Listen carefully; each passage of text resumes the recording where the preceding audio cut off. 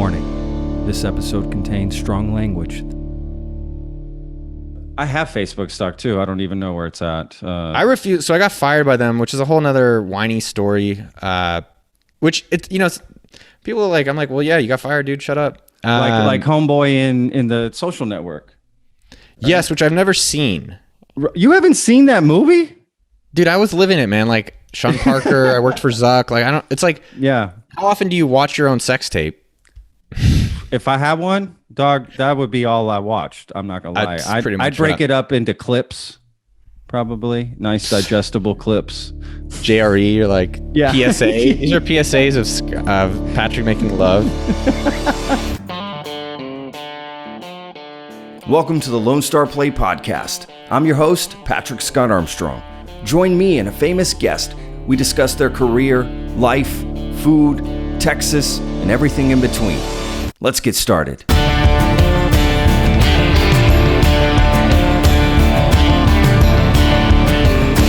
Hi guys, welcome to another episode of the Lone Star Play Podcast. I'm your host, Patrick Scott Armstrong. All right, let's get to this. My guest today is Noah Kagan. Awesome guest. He was the 30th, let me get this right. He was the 30th employee at Facebook. Okay, and now he's running several companies. He's here in Austin, and he's been here a while, and he had some great stories to tell. You know, what I thought was unique about Noah was he has like never seen The Social Network.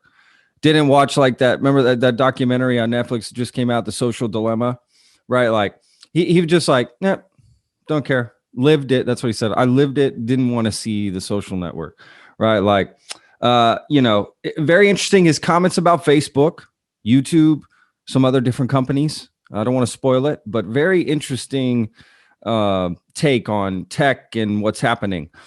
So great conversation. His website is, he's got a few different things going on, but you can basically check him out. You can go to okdork.com. That's right. It's a blog about marketing and starting businesses, self-exploration, and his love of tacos. So see, you definitely got along on that for sure. So, check him out online. Noah Kagan, Kagan. That's that right? Kagan. There we go. Kagan. Yeah. And he's also got a company called AppSumo. So, which, helps companies, does different things. He goes into further, he goes into depth about what AppSumo does and giveaways and, their structure, everything they do. Okay. I totally butchered that, right? That came out horrible. Just AppSumo, Noah Kagan, you'll hear it. Okay. So anyway, it's a great episode. I really enjoyed it. Our conversation was awesome. He sort of caught me off guard because he started asking me questions and sort of interviewing me, if you will. He was a cool guy. We had a conversation like I'd known the guy for a while or something, or I already knew him, that sort of kind of conversation. It was cool. Great guy. Again, very cool. Honestly, it'd be really cool to sort of check in with him every once in a while, see what he thinks about what's happening with tech and that sort of thing. It was cool. So this is sort of in the vein of the episode we had with Matt Mullenweg, Worley, those sorts of things. And if you don't know who they are, check those podcasts out and you'll find out. Matt Mullenweg is the founder of WordPress. Okay, WordPress. Hello. So yeah. Anyway, that's a great episode. But this is about Noah. Okay, but we have other great episodes. So just trying to tell you what sort of vein it's in. Yeah, really cool. So anyway, before we get to the episode, as always, time for Bet You Didn't Know That segment.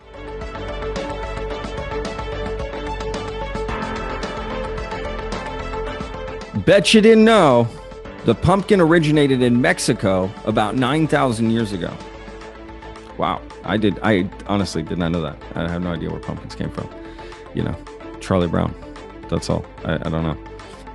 I thought they were just here, but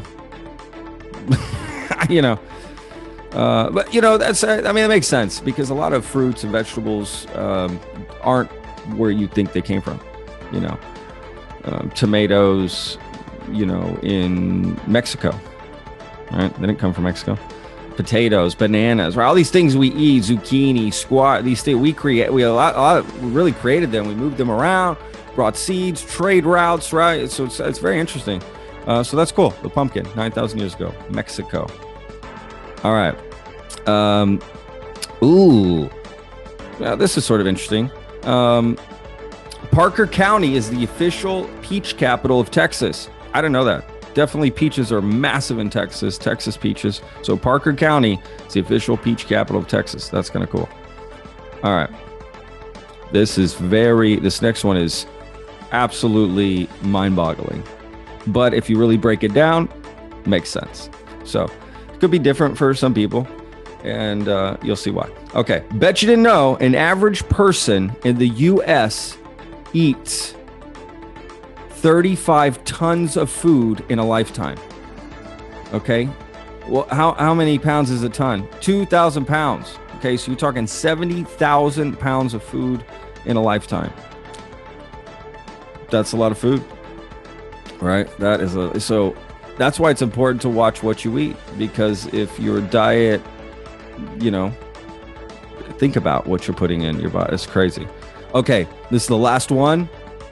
Here we go. Bet you didn't know honeybees are the only insects that produce food for humans. Think about that. They're the only insects that produce food for humans, right? Honey, obviously, right? So that's interesting. Yeah, you're right. What other insects are we grabbing what they make? God, bees are amazing, right? Bees are really amazing. Usually all these documentaries about bees and really how influential they are to the, ecosystem. It's absolutely amazing. They say, this could be all wrong. I mean, it's not all wrong, but the details of it. But basically, they say if, let's say, bees went extinct, they say that'd be the end of us. There's a whole reason why, and I'm not going to get into all that. You can Google it, but it's very interesting. All right, guys. Hope you enjoyed that segment. Okay. Another great thing about Texas Real Food is their website. All right. So apart from just being able to go on there and put in your zip code and, find the greatest places around you, right, that are doing organic, all natural sort of stuff. Okay. Farm to table restaurants and just regular restaurants that are doing great stuff, right?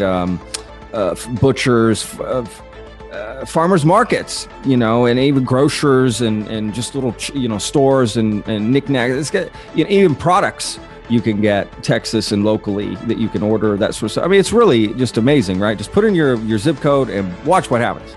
All right. Aside from that, they also, we got the podcast, but we've also got this great part of the website. So texasrealfood.com/discover. And they've got, books and reviews, right? So we'll review books and podcast stuff to do with food. There's recipes, articles, just a great resource, all kind of great stuff. And it's updated literally weekly, constantly. So awesome. So another feature right now is books and ebooks to gift this holiday season. So that's a cool article right now. Go check it out, along with some other things. So I thought I'd just highlight that. All right. So as always, you want to learn more about our podcast, go to thelonestarplate.com. It can let you know about me more, past episodes, like I mentioned before, and just any other resource. It can, from there, you can find out where the podcast is played out. Because remember, we're on YouTube. We've got the clips there. We break it down. YouTube's doing great. We're really excited for the new season. We're going to have our own YouTube channel. It will be the Lone Star Plate channel. Our social media as well. It'll be the Lone Star Plate. I don't know exactly the handle. As soon as we have it, I will tell you. So, but yeah. So really excited about all that coming up for the new season. Anyway, enough of me blabbing. Let's get to our guest, right? What we're all here for. This is Noah Kagan. Again, the 30th employee at Facebook. I'm sure he hates hearing that every time, right? It's like, yeah, dang, I always gotta, that's how I'm known, right? I mean, but look, to be fair, when I go, that's just sort of a feature of him. But that's not everything about him by no means. And we get into that on the podcast. He's a very great guy. doing a lot of great things, very successful. And yeah, let's check out the podcast. All right. Noah Kagan, enjoy. Hey, brother, how we doing? Delightful. How are you? Delightful. Excellent answer. Yeah, great, man. Thank you so much for taking the time today. Dude, great looking studio, dude. Appreciate it. Thank you. That means a lot coming from you. Does it? I'm in my kitchen. Yeah. Honestly, I don't think it means a lot, but I appreciate the remarks. No, absolutely. Hey, I'm all about kitchens, man. Look, I'm a chef. I work in kitchens. I would do in the kitchen if I could, but my dogs will just be all over me.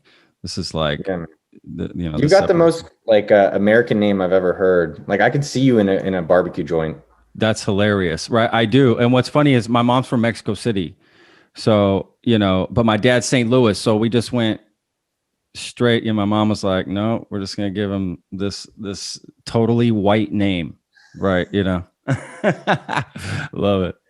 I wonder how your name would be if it was like Ribs Armstrong. Like, Pickle. Where's my boy Pickle? Pickle Armstrong. That Pickle. I mean, that's a cool nickname. I could go by Pickle any day. I love pickles.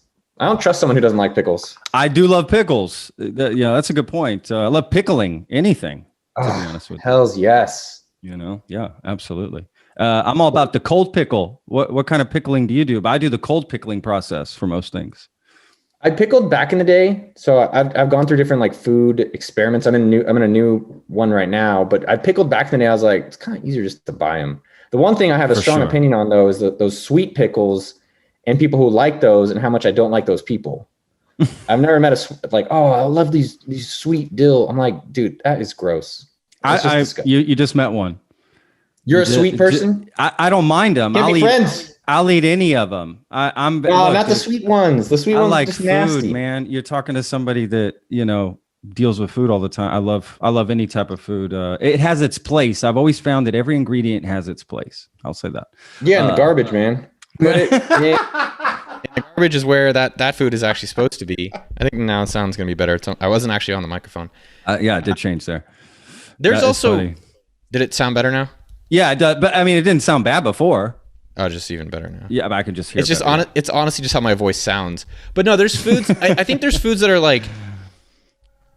There's universal foods that people like, and then there's some foods that just people like. Blue cheese.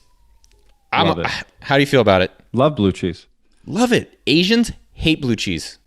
Really? Asians hate it. I don't know what. I knew one that liked it one time. Yeah, I'm gonna ask my friend G. He's a Korean chef. I'm gonna see if he likes blue cheese. Chefs are. That's the thing. You talk to a chef, they're gonna give you a different answer. Than maybe just a general person. You're like, no, they're not. No, I don't know. I mean, I do. For sure. Yeah, because you never know. A chef. I've worked with really just phenomenal chefs. James Beard Award winners, and they'll throw a hot pocket in the fucking microwave and eat that bitch. So, by the way, who are you? I do apologize. I didn't spend my whole day. I was going to, so literally my plan today was to spend the past week just consuming all your content, talking to your friends, your ex-girlfriends, people who've eaten at your, I didn't get around to doing that. Yeah. That's okay. You're better off. You're living a better life that way. No, you are. I promise you. I lived it. I can tell you it's not anything fun. Dude, is your life awesome? Tell me how's your life? I love my life. Yeah, I love my life. I want your life? Now, yes. Dude, tell me about that. That sounds good.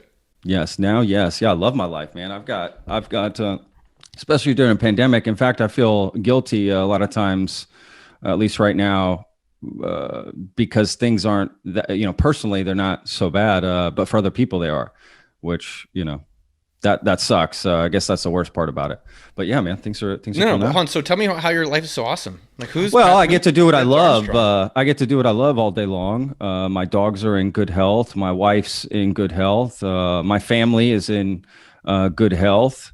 My immediate family, my brother, his children. So my nephews, my mother, she's in good health. My father's not around anymore. But it's like, okay, we're good. That's good to me, dude. See, I have a level of success, very simple. Everything's going good. I'm happy, and that's all it takes for me. Do what I love, and that's it. right? For you too, maybe doing what you love. Yeah, man. When your name is Pickles, like you just have great days, my man. Absolutely. Yeah, that's hilarious. That is so no, I think it's interesting. I wonder how people would rate their own lives, because I think when we actually take that moment to like think about how our lives are going, it's like, oh shit, it's actually gone pretty sweet. That is true. Perspective, right? Sometimes if you see something, you travel, you go somewhere, you're like, yeah, man, I love my life back home. Or seeing the opposite of what you have, you appreciate it maybe a little bit more. Dude, that's why I have a lot of poor friends. They make you feel better? A lot of poor, just to feel good. I'm like, you know what? I don't need a lot, and the lot I have is more than these poor bastards. The other actually, there's some dating books back in the day that were fascinating that said it's always good to go out with someone just a little bit uglier than you, because then contrasting wise, then people were like, well, this guy's actually pretty good looking. So yeah, my friends. I think I am the ugly one in the friends group, but they're just gonna ask where do you stand? Yeah, that's hilarious. That is funny. Well, I know where I've been in relationships. Then I know what I'm the bottom end of that for sure. Are you the bottom? Oh man, my wife's gorgeous. I definitely you go up, you date up. Trust me, I tell my wife all the time, what are you doing? You're dating down here. This is like, damn, you went the other way. One of them. I've heard about this because I think the most successful relationships I've seen are when the person says, I feel like I married up, or I can't believe they married me. Those are the ones where I'm like, damn, that's aspirational, inspirational. That's how I feel for sure. I'm like, I always looking around like, this isn't real. She's gonna wake up from this nightmare. Well, when she takes the handcuffs off, and I let her out, I mean, I'm so grateful. Oh shit! So Patrick Scott Armstrong lives an amazing life, loves ribs, and then you're a chef. Yeah, and we're here to talk Austin food, or we can talk. Honestly, I'm happy to do this conversation till 5, or whatever you think your audience would be the most excited about. Yeah, we always talk a little bit of food, but I always like to get we talk about the guest and what you're up to, Noah, what you've been doing, what you're up to now. I looked into your history a little bit, so I've got a couple questions. Always curious. The way I put it for the podcast is I don't really do interviews. That's not really my jam. I just have conversations with people, just like we're having. So yeah, we'll just jump into a few things, man. I saw something I didn't know really what it meant. So maybe you can explain it to me and my audience. Yes. It said number 30 Facebook. What does that mean? You were the 30th employee? Okay. Yeah. Yeah. So when I grew up, I think part of that was luck in terms of being in the Bay Area. Yeah. Rolled the dice that my parents made love, and I was born there and all that kind of stuff. And then, I submitted a resume. I was building a lot of websites and was really active in, online stuff in 2004, and I got a job there. So I was number 30.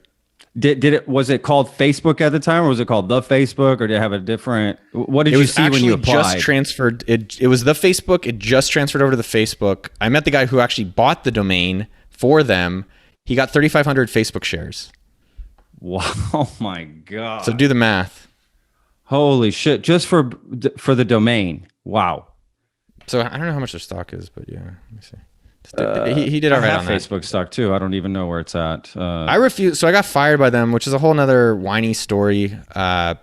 Which people are like, I'm like, well, yeah, you got fired, dude. Shut up. Like Homeboy in the Social Network. Right? Yes, which I've never seen. You haven't seen that movie? Dude, I was living it, man. Like Sean Parker, I worked for Zuck. It's like, yeah. How often do you watch your own sex tape? If I have one, dog, that would be all I watched. I'm not gonna lie. I'd break it up into clips, probably nice digestible clips. JRE or like PSA. These are PSAs of Patrick making love. They would be, no pun intended, they'd be short clips. Very short. Dude, like Instagram or Snapchats. They'd be Snapchats. They would be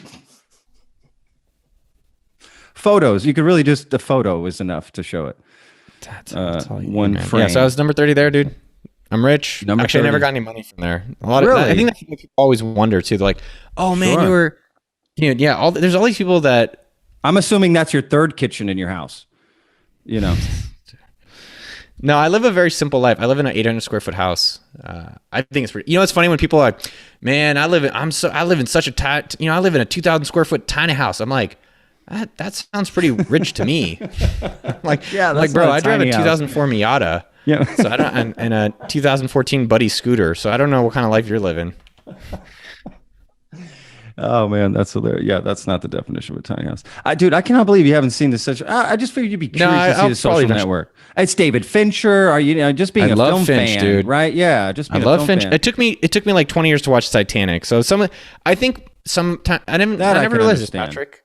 But sometimes I think my nature is that if it's popular for a lot of people, I intentionally want to go against it. Not all the time, but sometimes. I get it. That one's, look, it's a good movie just on its own. Obviously, I didn't live that life, but I'd be curious that's what I would want to know. Well, how real did they get it? You know, obviously it's a movie, but to what extent did they, you know, get some of the characteristics or mannerisms, or I'm sure the storytelling was, you know, dramatized for sure. I don't know. It was a crazy time. I think what's interesting about that, I think all the time. When did you leave? When did you leave the company? I got fired in 2006. You like saying that? You like? Well, what's more interesting for the audience, though, it's just like, how do you put yourself in these places? I think that's the fascinating part. Sure. Right. Like I was just on it was gonna do amazing no matter what, whether who was there or not.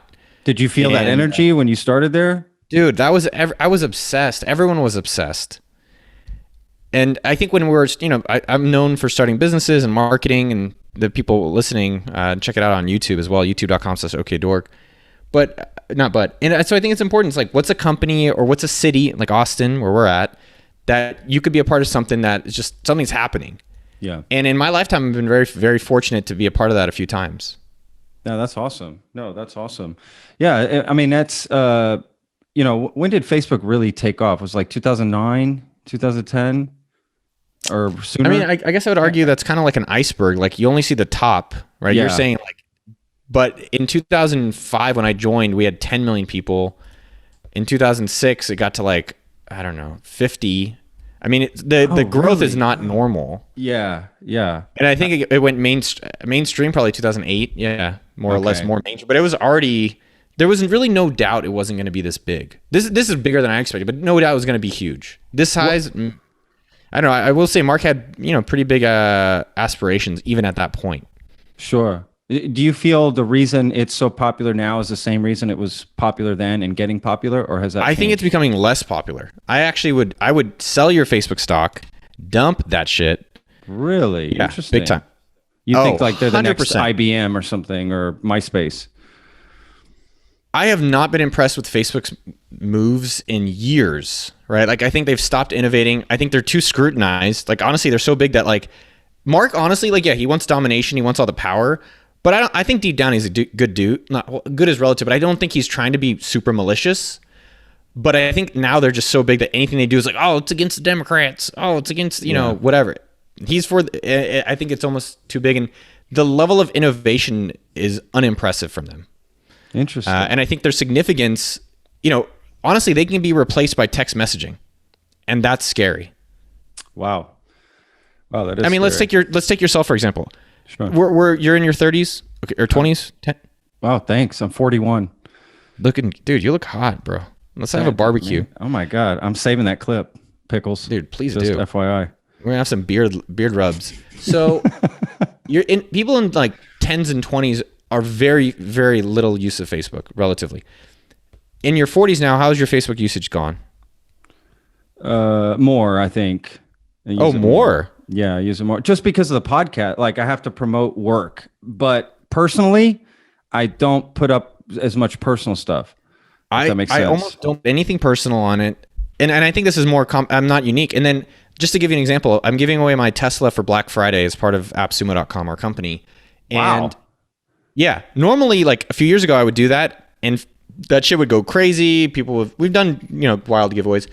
This time it was like 10 likes. So on one hand you could say I have no friends and it's probably, but the bigger reality is that people aren't on Facebook. People aren't checking that as much. And even Instagram, and I think YouTube is where the opportunity is for business and platforms and blogs still. Yeah. But I think Facebook, like the only products that Facebook have that are kind of interesting, WhatsApp, Instagram, Oculus, and even, WhatsApp is the only one that seems like it's used regularly. I feel like Instagram people are reducing as well. Yeah, I use WhatsApp. I only use WhatsApp for international. So my wife's from Spain, so nice, caliente. Right. So I used to live in Europe. Just have friends, right? My mom's from Mexico. It's easier to talk to people outside of America on WhatsApp because that's what they have. That's what they use, and it's free, and you can do so much with it, right? So it's, but that's the only reason I use it. I don't use it here inside to talk to people. With that. But yeah, I could definitely see about Facebook. Maybe for more older people, they like still using it. I don't know. I guess I think the older people definitely. I mean, some of the UI stuff, I don't know how they use it. I go on. I'm like, yo, what? It's so cluttered. I'm like, yo, what is happening? It really here? is. I hate using it, to be honest with you. I'm a big. I like being on YouTube. I like watching shit on YouTube. Oh, sure. Dude, I love YouTube. I think in terms of business opportunities for anyone out there, the biggest opportunity for if you're unemployed, if you're overemployed, is YouTube. Like I 100% would bet a lot on YouTube. If it was a standalone company, I'd buy all the stock I could.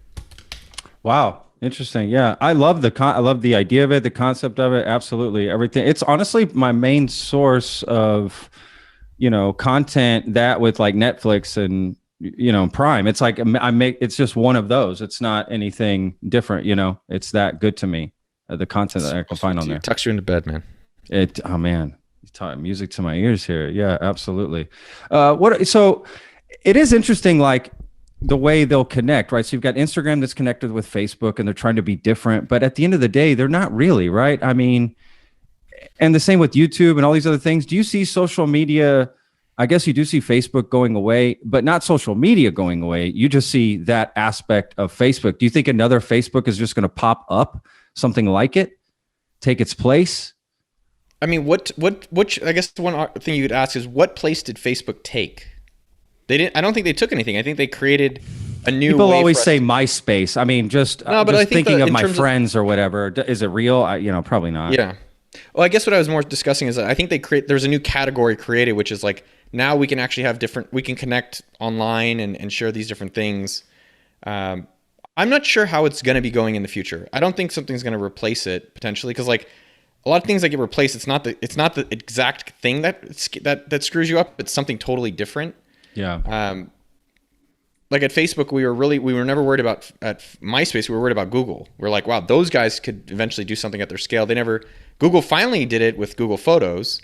But here's the thing: would you think Google Photos is Facebook's competitor? You're like, no, not at all. But it's like, actually, I upload all my photos there. I have there's a billion Android phones, and now I'm sending photos. You're like, huh. That is kind of, so that's a little bit where I'm not bullish on Facebook whatsoever. I think in terms of social media and all that stuff, I think YouTube with video is really interesting. I haven't really explored deeply like Triller or some of these new social networks. I haven't even heard I think Apple, honestly, I wish Apple would just update their shit. So like you could just have like, you could make things unread. You could organize your messages. I think they have an amazing opportunity to make their messaging way more powerful. Interesting, and that would pull people away from it. Yeah, because like on your Apple, like now the two things on your messages is kind of Apple Pay, where do you use Apple Pay? Yeah, dude, it's dope. I love it. So dope. And then Apple Messages, but like, how often have you used Apple Pay to send someone else money, like via the messages? Very little. I mean, I have like one weird ass friend. It's that one weirdo dude. Yeah, totally. Everyone's got that weird friend that wants to use it. Just use it. Yeah, here's $4. Yeah. Whatever it is. And so I think it's the games. Not a lot of people talk about. Oh wow, they created animojis. No one's using that shit. No. So I think that is a really interesting play because they also have 1 billion active users a month that they could have a really interesting deeper usage of Facebook of the messaging. Yeah, that's it. Yeah, I never heard that before, but you're right. It's just like right at the fingertips. It's almost like people use Facebook because, well, it's just there. But if some other option or something pulled them away, they would abandon it immediately. Because I don't actually know anyone that's ever said, "Well, I love Facebook. It's the greatest thing I've ever." It was. I would say Facebook was dope. I did like. I mean, I still use it. I'm not trying to.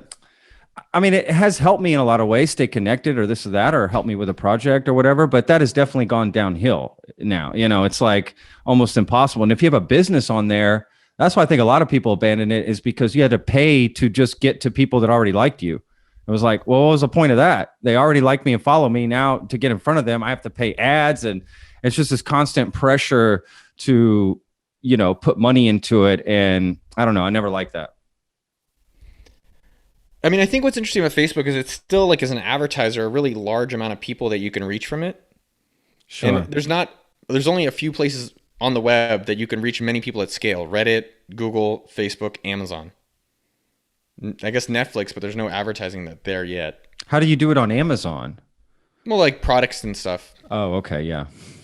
Got it. Because Amazon doesn't have some sort of a social network thing, right? They don't have. Not yet. Not yet. Why wouldn't they come up with something? That is interesting. I mean, you have to think Amazon's got everyone's credit card. Everyone's got your information, all this stuff.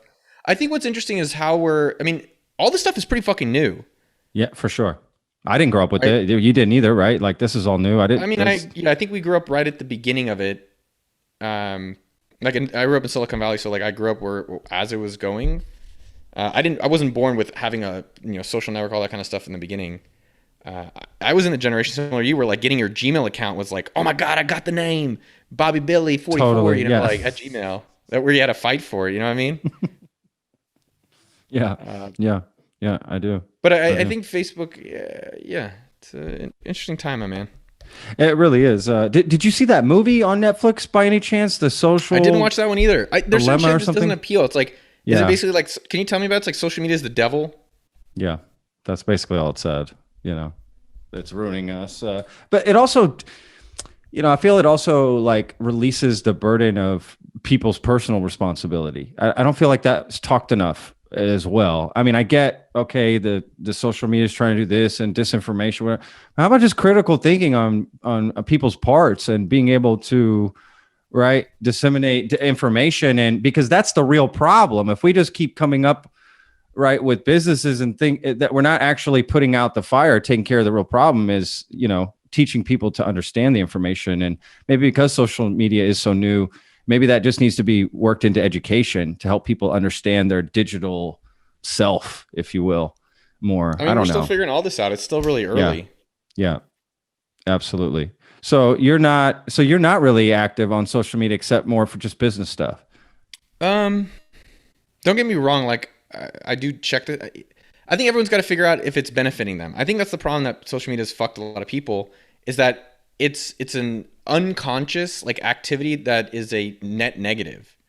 So meaning that like we wake up, we get on the shit, we do stuff, and it's half an hour of our lives are gone, and I'm like, why am I sweating in my boxers? Or now I feel jealous, or now I'm feeling disappointed, or now I'm feeling like this morning I got up and I did check Instagram, but I also unfollowed everyone, so I don't really have much to check there.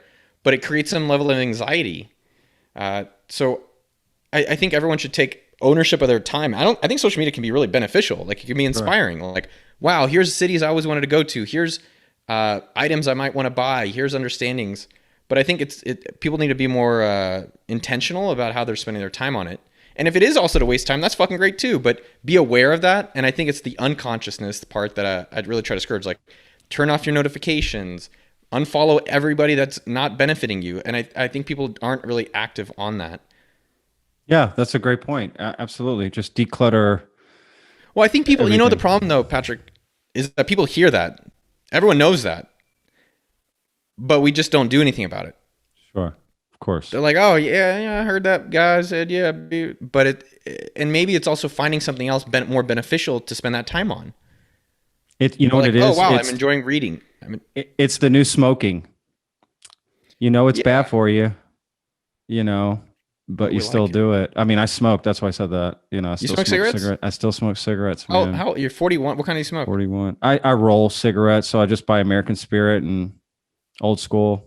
Roll them. Man. So I don't smoke that much.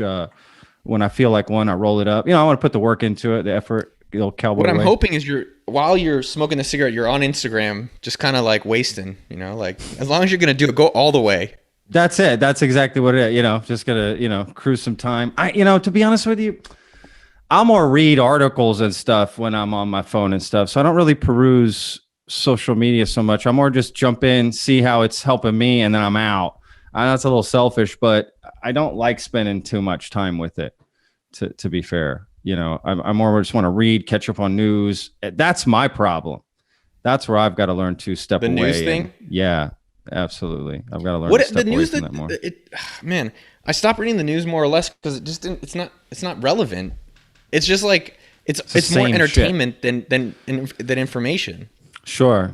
I would totally agree with that. Yeah. But absolutely. Is it just kind of like habit, or what do you get out of it? Yeah, habit, especially with the podcast lately, just trying to always stay informed on what's going on with current events. That way, if whoever's talking to me brings something up, I can have somewhat of a conversation and, that sort of thing.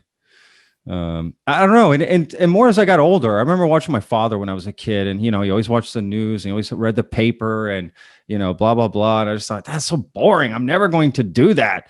Here I am doing the same thing that, I don't want to do. So I do catch myself, and I'll just turn off the TV and play with my dogs, or, do something else that's completely active. Let's go for a walk. Let's get out. I enjoy that a lot too. I don't know. It's fucking tough. I don't know what I'm doing. Just trying to live this life. Yeah, man. That's it. I love that, man. Like, no one really, like, I look at my business partner. I just had a meeting before this one. I'm like, oh, he knows everything.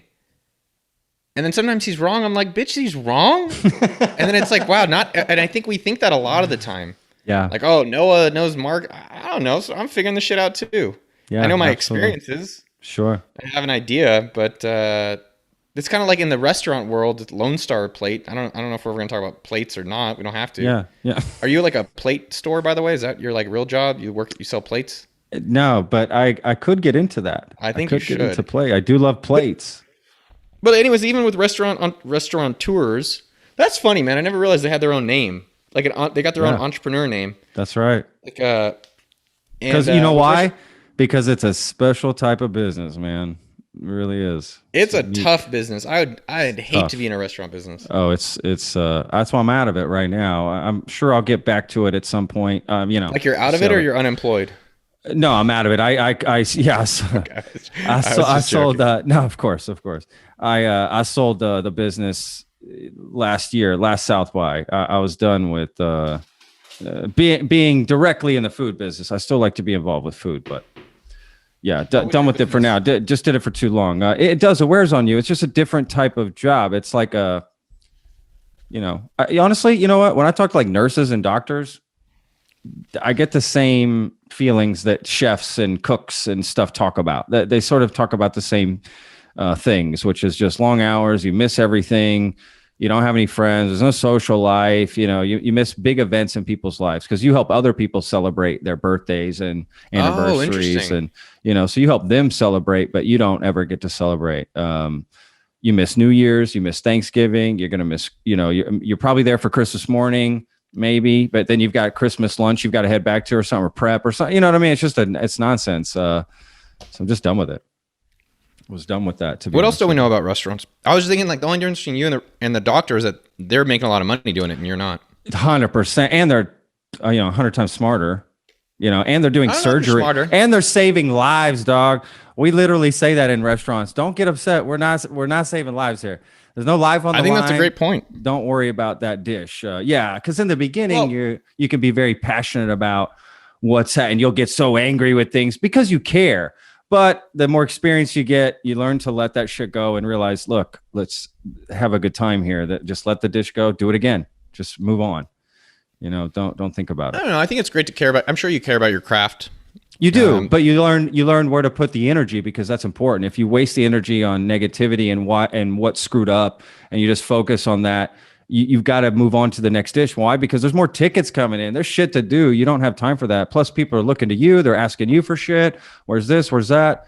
You're multitasking a lot. Work in the restaurant industry sounds horrible. When you say it out loud, yeah, it does. It does sound horrible. But when you're there, there's something about it, that energy, making that happen. It's like dancing. You feel like you're in a dance group because when service is really going right, everybody's moving like a symphony, man. And that's actually very beautiful. And you all go through it together. There's just something about it. But yeah, you do afterwards wonder, what am I doing? But there's a camaraderie. I mean, I don't know. It's great and horrible all at the same time. It's weird. Are there any memories or stories that were like the epitome of working at a restaurant, on either good or bad? I don't know. That's tough. That I've never been asked that question. That's a really good question. I don't know. Maybe at the end, I'll try to think of something while we chat here. But that is a great question. I don't know. So how do you make money today? Podcast. This is it. I do the podcast full time. Are you like sponsors, or how do you get paid on the podcast? Yeah, sponsored by Texas Real Food. That's who has been reaching out, right?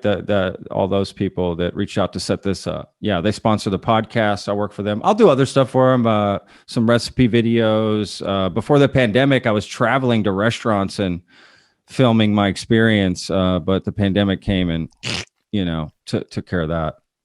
So we've just been focusing. I mean, you could always try to recreate their recipes at home. I don't really like that excuse. Yeah. No. A little bit of offense. I like when people say no offense. It's like, you just offended me, bitch. Yeah. But I think my point there is, that's funny. There's a lot. I think what I've been amazed and disappointed in our society, I'm amazed at all the ingenuity and like the speed of QR codes in restaurants and all these different things that have been created. But I'm also disappointed that people are like, yeah, man, I miss my old life. I've had so many people, can this just end? And I'm like, can you just end your talking and go do something? Because I think there's unlimited things to fix and change and do. And whether they want to stop innovation is what you're saying? They're saying like, just stop. No, I'm saying stop their whining. Like yeah. No, but I'm saying that's what they're saying. They're saying they want innovation to stop. Just they want things to stop where they're at. They want coronavirus to stop. Oh, I see. No, what I'm saying is that I've been amazed at the adaptation of a lot of people, but I'm also disappointed at how many people just want to sit and complain on the sidelines. Yeah. When I'm like, dude, there's unlimited money to make. Yeah. There's a lot of stuff that can still be done. That's true. It just depends if you want to suck it up and do it or not. That is true, man. Some people aren't, some people are not. Yeah, that's a good point. No, I agree. Definitely agree. It's also a tough time for people. Some people just don't even know what to do. They're just losing their minds. 2020 has been the craziest year ever for me. I would think, even if not just personally, just, seeing the forest through the trees here, right? It's a pretty crazy year. So, it's like been the best year of my life. I love this year. Yeah, again, for me personally, it's been good. Yeah, your life is great. I'm happy with my life for sure. I wouldn't. I would change other things around me. I would definitely, right? But yeah, dude, think about this. Now all the ugly people cover their faces. You don't have to look at them anymore. This is a great life. And all these good-looking people are like, "Damn it, I got to cover my face." Yeah, they're not harassed as much. People like me don't have to see my face ever again. Thank God. Oh man, who knows, man? People fight these masks. They don't really want to wear the mask right now. So what's funny about the things it's okay. Like we're like, I don't want to wear a mask, but like we do seatbelts. You don't hear no one complain about seatbelt. Why? Because it just got shut up and we just got used to it. How about when you weld? Do you put on a fucking mask? Why? Because you don't want the sparks to fucking fly in your fucking eyeballs. It's really simple. I think the not conspiracy, but then the other side is that like that airborne stuff don't make no difference, and which it might not. I don't know. I try to not make decisions in my life, pretend I'm an expert on things I don't know shit about. I listen to other people who are experts, and that's just how I live my life. Simple. If I have a plumbing issue, I call a plumber. He comes out, he takes care of it. If I got an electrician, right? It's real simple. I'm not going to be like, well, no, I know better.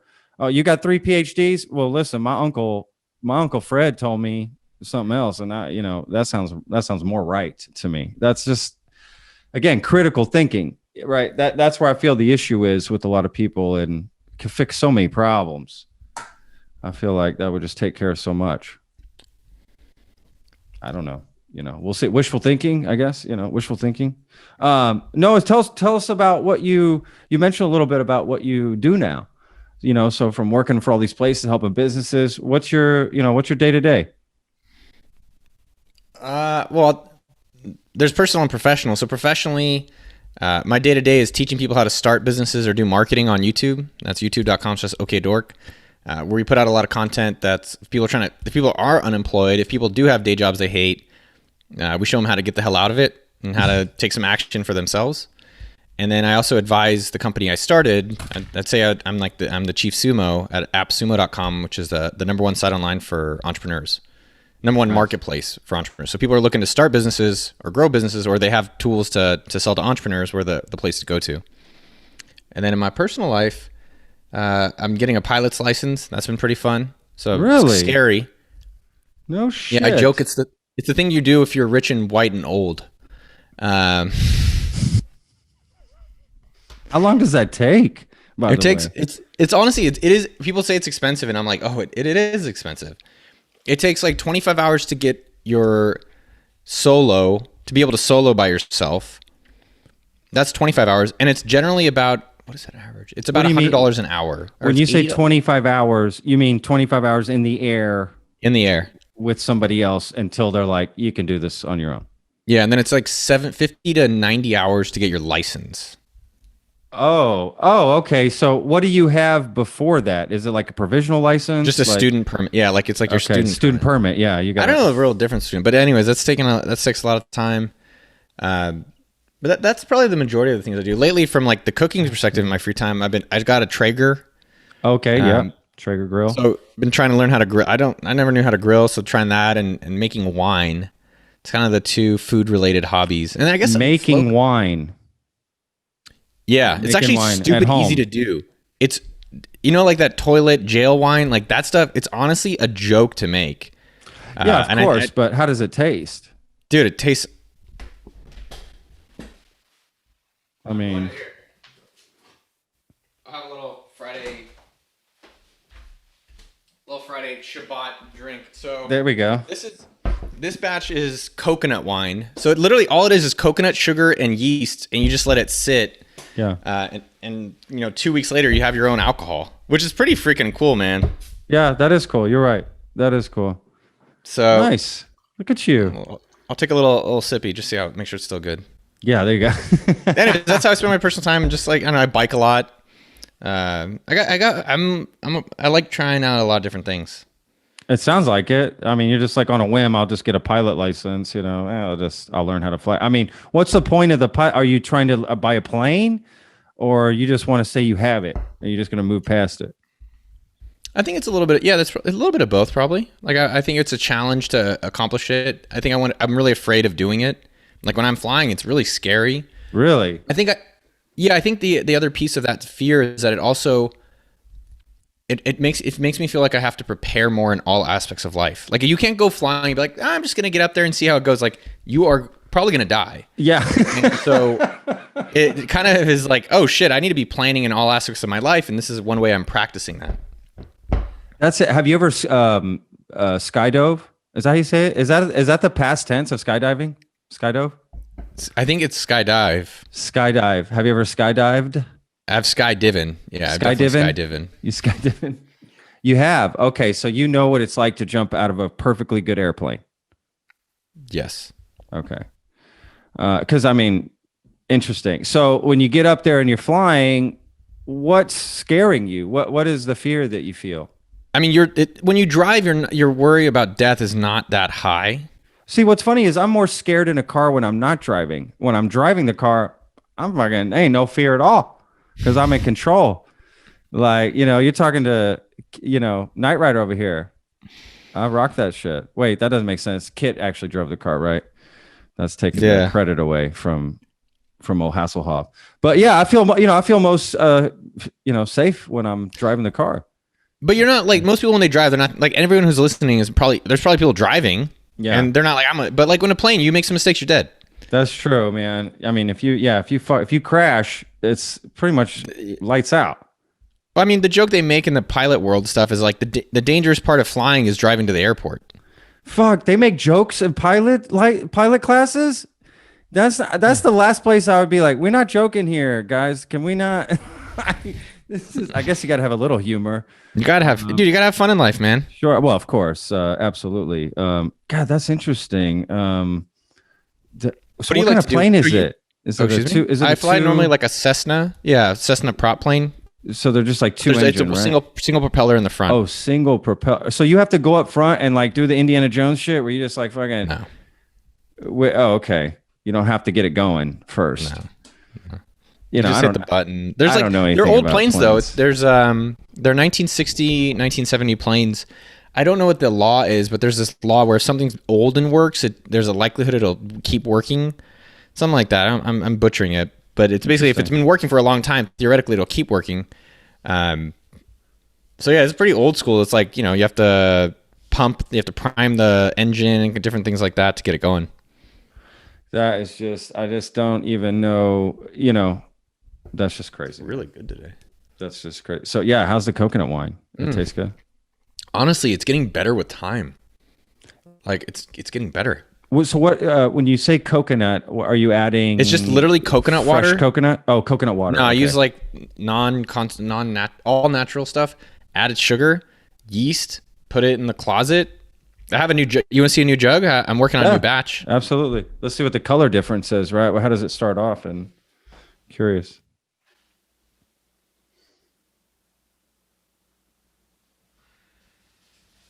This is my fourth batch. We call the coconut wine. The brand's called Bieber. But yeah, you can see it. Honestly, just coconut water, sugar, and you can see Nice. you can't see it because you're a little far away. But like, there's little bubbles of the yeast eating sugar and pooping it out. Give me that alcohol. That's it, baby. Look at that. I just spoke to I don't even know what I call him. Talk dirty. The brewer. The brewer from a brewery up in Love, a very famous brewery up in Love. They just got named one of the top brew pubs in the country. Really? Which one? It's called LBK Brewery. It's in downtown Lubbock. Maybe I'll fly up there. Supposed to be really good. Supposed to be really good beer. But yeah, I had them on. We were talking about beer and all that, and it made me think of that. Seeing your coconut wine. I think in the short lifetime that we get experience, it's like you want to, you know, try stuff. Try it all out. See what stuff you enjoy. Like I've enjoyed making this. I've tried other things like piano. I'm like, I just can't bring myself to play piano, but chess I love. And, you know, I think we should all try to, I don't know. It's hard to say what's right or wrong way to live. I just think everyone's got to, you know, figure out what works for them. For me, it's trying out things. I know it's not being on Netflix all the time or, oh, I haven't watched that series. Yeah, totally. No, I know what you mean. Yeah, you like doing shit. I feel you. Absolutely. So what's coming up? Anything that's coming up that you're excited about coming up in the new year that you're working on? Any new projects that you're like? Yeah. You said you're giving away that car. Now you said that's this Friday, right? So that means upcoming Friday on Black Friday, we're giving away my Tesla. You go to appsumo.com and hang on, it'll be out. The episode will be out after. All right, it's already gone. That car's gone. Yeah, the car's gone. Yeah, you lost your. But go to appsumo.com. If you're an entrepreneur or you want to be an entrepreneur, sign up for the newsletter. We put out stuff that'll help you on your journey. So appsumo.com. I'll tell you the things I'm excited about. I just decided today I'm going to do an Oktoberfest tent party in Austin, December 12th. So I'm sick of all the homeless getting the best real estate in Austin. So I'm going to go put up tents where there are, and we're going to have a distant party taking back our city. Interesting. Okay, interesting. You're going to put up competing tents, is what you're saying. Yeah. Where did they get all these tents from, by the way?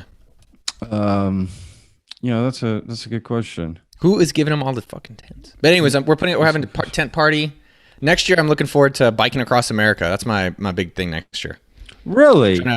Yeah, I want to raise $100,000 for codetocollege.org in Austin. It's a student organization where they teach kids how to code and I've been blessed with computers and technology, and so I want everyone to have that chance.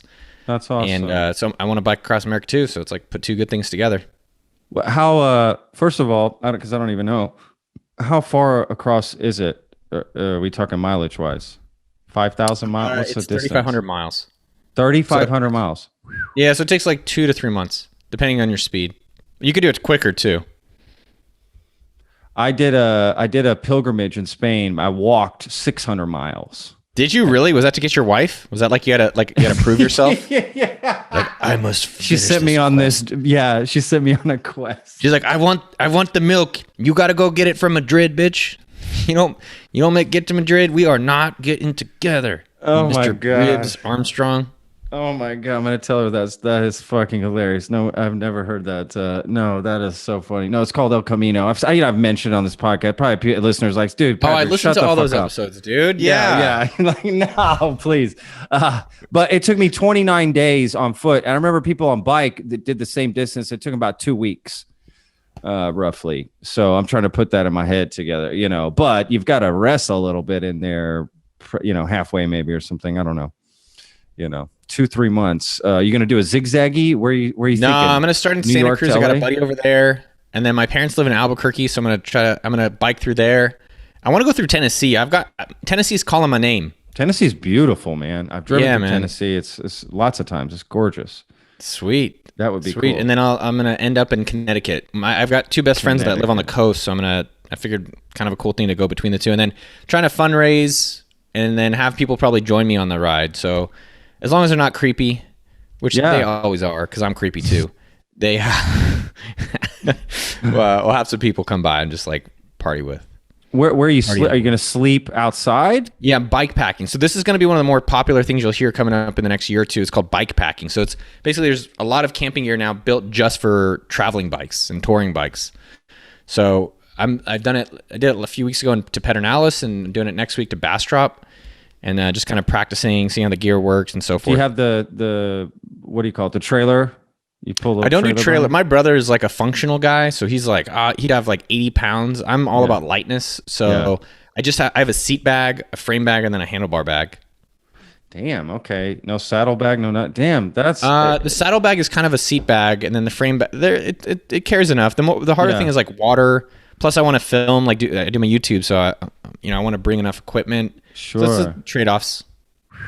Yeah, you're going to be double backpacking it or something. I don't know. Yeah, that sounds awesome. I love hearing about adventures like that. I mean, I wish I could do something like that. That's fucking awesome. Bro, you can do something like that. You and your wife can do tandem bikes. You have kids? Yeah.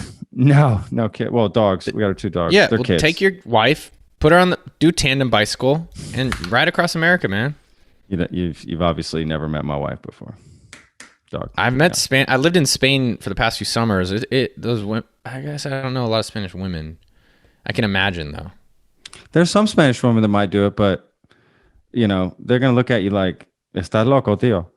I mean, it's that simple, right? "Estás loco, tío." ¿Qué te pasa? Dude, your accent. I honestly thought I was back in Spain. I was like, am I watching Money Heist on Netflix? What's happening here? Oh, Money Heist. Good shout out, dog. I love that show, man. I got you. I do watch some of this stuff. I just try to, I think a lot of it's garbage. Only a few of it's quality. I actually love European storytelling in particular, but Spanish storytelling in particular, and French storytelling. So when I lived in Europe, I loved watching the shows and everything. They just tell stories differently. Money Heist is actually that's an American show, right? It's very Americanized in a lot of ways because Spanish shows are not normally like that. I mean, that's the biggest show in Spain as well. If you're there, they're just like, oh, Money Heist. They can't. Well, it's called Casa de Papel there. It's a different. Dude, you should do a show just all in Spanish. I would love to do that. Honestly, that would be cool. I've tried to get my wife to do a show with me so we could do English and Spanish and just be rocking it. Hot. I mean, right? That would be cool. But she's not she doesn't want to speak into the mic. She's like, no, nobody wants to hear from me. I don't have anything to say. No one wants to hear from anyone. That's what I tell her. I say, well, you think people want to hear from me? I'm a narcissist, right? I'm forcing it. So you can force it with me. You seem like a nice guy. I don't believe that. I'm a nice guy. Yeah, of course. You seem like a good dude. I think so. I don't know. Look, dogs love me. Of course they do. I'm your dog. That's my and your dog's love me. That's my what do you call it? That's how I not judge people, but check on people. If a dog doesn't like somebody, I'm real weary about that. What's that famous Bill Murray quote where he said like, I'm going to totally butcher it, right? Like I trust a person. Forget it. I'm just not. I don't trust a person who doesn't like dogs, but I trust a dog that doesn't like a person. That's what it is. I've thought about it similarly where like when I'm dating or just friends, you can tell a lot about the person by their dog. Yeah. That's you can also, true. Like that dog is unbehaved, that owner is unbehaved, which maybe people are into. Also, you can tell a lot about a person if they have cats because you're just like, oh, you're weird. And if you got them both, you're like, where are you at here? You just can't even. You're bi. Yeah, you buy. You'll do it all. You like the claws and the paws. Oh, well, that's a good rhyme, dude. I do have my man. And then I got another podcast thingamajigger. No, for sure. Well, thank you so much. Thank you so much, man. This has been awesome. I really appreciate the conversation, and my best to you and your family, man, during this time. I wish you the best, and all the listeners, all the people of Texas, everyone who's not in Texas. I don't wish them well, but the ones in Texas, I wish them well. God bless. Oh, awesome, man. Well, look, hey, I'm going to enter in. If I get that Tesla, I'm going to insert it at the end of this video of me driving the Tesla away. Oh my God. Honestly, bro, that would be so dope. That would be dope. I like someone who I know wins, but like the software chooses it. I don't choose nothing. Hey, I got you. I'll hit that button for you. All right, man. You take care. All right, brother. Be good, boss. Peace. The Lone Star Plate podcast is produced by Texas Real Food. Go to texasrealfood.com and you can search your city for stores, butchers, restaurants, farmers markets, and more who are using fresh, artisanal, organic sources. It's a fun site that brings all natural options all together. I hope you enjoyed this episode. For more information, go to thelonestarplate.com. I'm your host, Patrick Scott Armstrong. Until next time.